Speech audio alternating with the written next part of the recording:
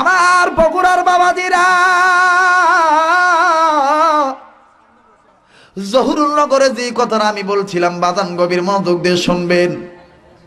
আমার ভাইরা 2007 সালের এপ্রিল মাসে ভারতের জমিনে মোস্তফা হোসেন সঙ্গ নিয়া, নুরুল ইসলাম বলিপুরীর সঙ্গ নিয়া আমি গুনাহগার কলিকাতার আগারতলায়, জলপাইগুড়ি, শিলিগুড়ি, হিমালয় পর্বতের কাছে আমি গুনাহগার যখন ইসলামী সেমিনারে বক্তব্য দেওয়ার জন্য একটা চান্স পাইলাম, আমার বাবাজিরা রে 12 মিনিট সময় পাইলাম। সময় পাওয়ার পর আমি মন্ত্রণাদি পাঠ করলাম, এরকম মন্ত্রণাদি। আর এই মন্ত্রণাদি শুনি একজন নয়, দুইজন নয়, কয়েকজন হিন্দু ব্রাহ্মণ আমার বিরুদ্ধে খেপে গেল। ও বন্ধুগণ, আমাকে ডাক দিয়ে বললেন, মৌলবী তুমি যেই মন্ত্রণাদি পাঠ করলে এই মন্ত্রণাদি দ্বারা প্রমাণ করে দিবা আল্লাহ সত্য, নবী সত্য, কোরআন সত্য। প্রমাণ যদি না করো তোমার বিরুদ্ধে কিন্তু ফাঁসির অর্ডার হয়ে। আমার ভাইরা রে, এমন বেকায়দায় পড়ে গেলাম বাবাজি। কয়েকজন হিন্দু ব্রাহ্মণ আবার কলিকাতার থেকে পুলিশগুলো খবর দিয়ে নিয়ে আসলো। পুলিশগুলো পিকআপ ভ্যান নিয়ে চলে আসলো। আমি গুনাহগারকে জিম্মি করে নিয়ে গেল। আমার ভাইরা রে, একদিন নয়, 2 দিন নয়, 3 দিন কারাগারে কারাভুক্ত অবস্থায় থাকা লাগলো।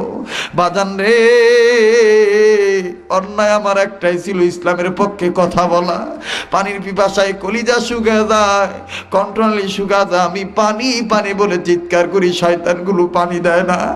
আমার ভাইরা, অনেকক্ষণ পর 1 গ্লাস ঠান্ডা পানি নিয়ে আসে, জেলখানার সিটের মাঝখান দিয়ে ধরে পানিটা নেওয়ার জন্য হাত বাড়াইলাম। এই শয়তানগুলি আমার হাতে গ্লাসটা না ছেড়ে দিয়ে, আমার ভাইরা আমার হাতে গ্লাসটা না দিয়ে এই শয়তানগুলি গ্লাসটা জমিনে ছেড়ে দিল। গ্লাসটা পাকা ফিল্ডে ভরে ভেঙে যায়। পানি খাওয়া আমি গুনাহগারের নসিবে হয় না। আমার ভাইরা, এমন একটা বিপদ পত্র পত্রিকায় দেখে দিলেন কলিকাতার আগারতলায় 2007 সালের শুরুর দিক দিয়া। আমার বন্ধুগণ, আমার ভাইরা, ওই যে ওলামায়ে কেরামকে হয়রানিমূলক শাস্তি দেওয়া হয়েছিল, আমার ভাইরা আব্দুল খালেক নামে যেই ছেলের ফাঁসির হওয়ার কথা ছিল, সেই ছেলে আমি গুনাহগার আব্দুল খালেক শরীয়তপুরি। আমার দয়ার আল্লাহ, আমার দয়ার মাওলা কেমন করে সেই ময়দান থেকে বাঁচা আনলো। আমার ভাইরা, ক্ষুধার তন্ত্র সহ্য হয় না। অনেকক্ষণ পর একটা রুটি জেলখানার সিটের মাঝখান দিয়ে ভিকে মারে। এই রুটিটা ধুলাবালির মজমায় পড়ে যায়। রুটিটা আমি ধীরে ধীরে খায়ার মাওলার দরবারে বলি, মাওলা রে, তুমি কি আমাকে এই আযাব থেকে মুক্তি দিবা না? আল্লাহ, আল্লাহ গো, তুমি কি আমাকে এখান থেকে মুক্ত করবা না? ও বন্ধু, সরমনা পিসা হুজুর, মরহুম পিসা হুজুর বদুল করিম রহমতুল্লাহ আলাইহি, ওনার দরবার যখন খবর চলে গেল, আমার ভাইরা সচিনার দরবার যখন খবর চলে গেল, আইনুদ্দিন আলাদা রহমতুল্লাহ আলাইহি আমার ভাই, আমার বন্ধুগণ, আমার বন্ধুবার, আমার সম্মানিত বড় ভাই, ও বন্ধু ডক্টর না মুসলিম সিরাজুল ইসলাম সিরাজি, যৌথভাবে ওলামায়ে কেরাম দেখেন কেমন করে সহযোগিতা করলো। খবরটা পাওয়ার পর যশোরী মুন্সি মোহাম্মদ মেহেরুল্লাহর ছেলে আনোয়ার মোহাম্মদ মেহেরুল্লাহর কাছে খবর দিল, বাবাজি আনোয়ার মোহাম্মদ মেহেরুল্লাহ আদালতের অনুমতি ক্রমে আমার সাথে ফোনের মাধ্যমে কথা বলে ডাক দিয়ে বললেন, আব্দুল খালেক ভাই, আপনাকে তো তাদের এই বিচারের কার্যালয়ে দাঁড় করাবে, তবে কার্যালয়ে দাঁড় করার আগে আমি আপনার কাছে শুনতে চাই, আপনি কোন মন্ত্রগুলো পড়ছেন আপনি আমাকে একটু শোনায় দেন।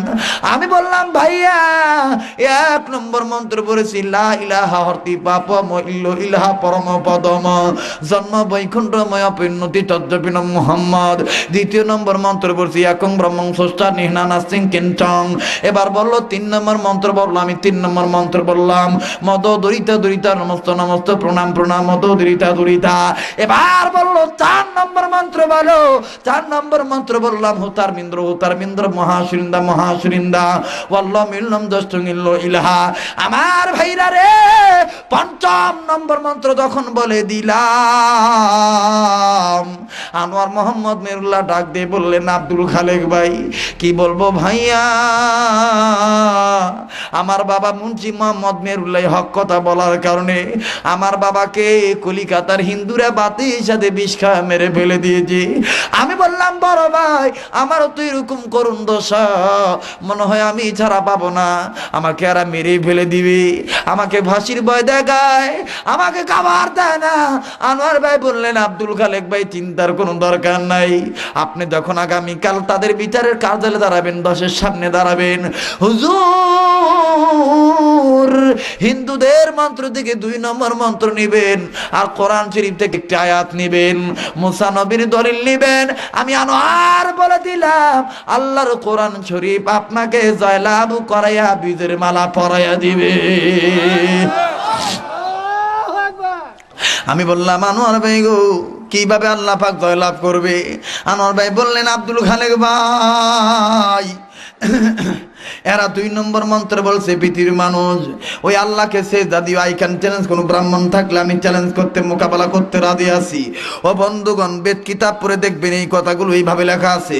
বর্তমান বেদ কিতাব তো সংস্করণ করা হয়েছে, কাটছাট করা হয়েছে।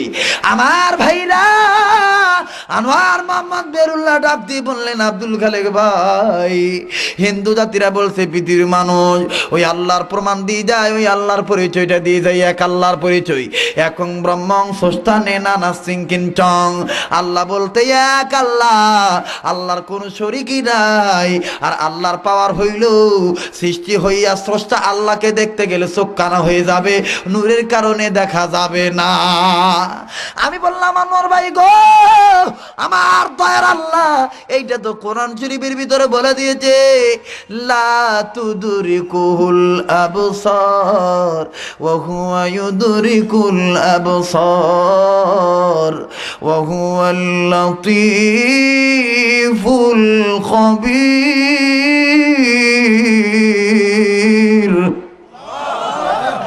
আমার ভাই বললেন, আব্দুল খালেক ভাই এই আয়াতটা আপনি নিবেন আর ওই 2 নম্বর মন্ত্র নিবেন, মুসা নবীর দলিল নিবেন, দেখবেন আপনি যা লাভ করবেন।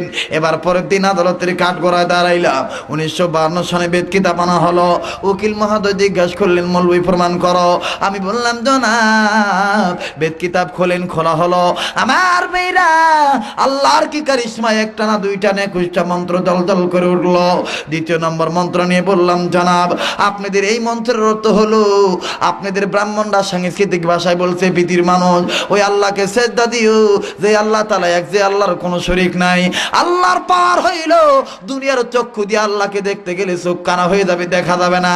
আমি বললাম জনাব আপনারা বুকে হাত দিয়ে বলেন তো দেখি, আপনারা তো দুর্গাকে দেখে দেখে পূজা দেন, কালীকে দেখে দেখে পূজা দেন, লক্ষ্মীকে দেখে দেখে পূজা দেন, কোনদিন কি আপনাদের ভগবানকে দেখতে যে চোখ কানা হয়েছে? কয় না তো হুজুর, তা তো হয় নাই। আমি বললাম জনাব তাইলে এই দলিল আপনাদের আল্লাহর না? আল্লাহু আকবার। এই দলিল আপনাদের না, এই দলিল হলো মুসলমানদের দলিল। আনোয়ার মোহাম্মদ মেরুল্লাহ ডাক দিয়ে বললেন, আমার ভাইরা উকিল মহোদয় ডাক দিয়ে বললেন, আব্দুল খালেক হুজুর বলেন কেমন দলিল? আমি বললাম জনাব মুসা নবী আল্লাহকে বলছিল, রব্বি আরিনি, মাওলা তোমার দেখতে চাই। আল্লাহ বলছিলেন তারানি, না রে মুসা না, তুই দেখতে পারবি না। মুসা নবী শোনে না। আমার ভাইরা আল্লাহ পাক মুসা নবীকে তুরবারে দাওয়াত দিলেন, তুরবারে চলে গেল। আমার ভাইরা মুসা নবী বেহুশ হয়ে পড়ে যায়, তোর পাহাড় দলে পড়ে সরকার হইয়া যায়। ও বন্ধু এইরকম তথ্য তখন দিয়ে দেই আমার ভাইরা। একজন ব্রাহ্মণ আমার ভাইরা লাঠিতে বার করে হাঁটে, উনি চোখে চোখ দিয়ে পানি ছেড়ে দিয়ে ডাক দিয়ে বললেন, আব্দুল খালেক হুজুর আর আপনি আমাদেরকে লজ্জা দিবেন না। কি বলবো দুঃখের কথা, আজ গেল না মনের ব্যথা। বাবাই ছিল ব্রাহ্মণ, আমি হইছি ব্রাহ্মণ। হুজুর কি বলবো আপনার, যায় ও আব্দুল খালেক হুজুর বাবাই ছোট্টবেলায় মন্ত্র আমাদের শোনায় শোনায় মুখস্থ করছে, আমরা শুনে শুনে মুখস্থ করছি হুজুর। কি বলবো, আজ আপনি যে এইভাবে নবীদের নাম বললেন, মুসা নবীর দলিল বললেন হুজুর, আমার বিশ্বাস হয়ে গেল আল্লাহ সত্য, নবী সত্য, কোরআন সত্য।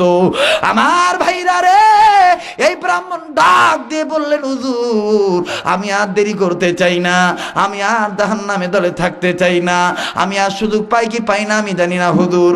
ও হুজুর আমার দলের লোককে কি বলে বলুক, আমি আর দেরি করব না, এক্ষুনি আমারে তওবা পড়িয়া কালেমা তুইবা পড়িয়া মুসলমান বানায়া দেয়।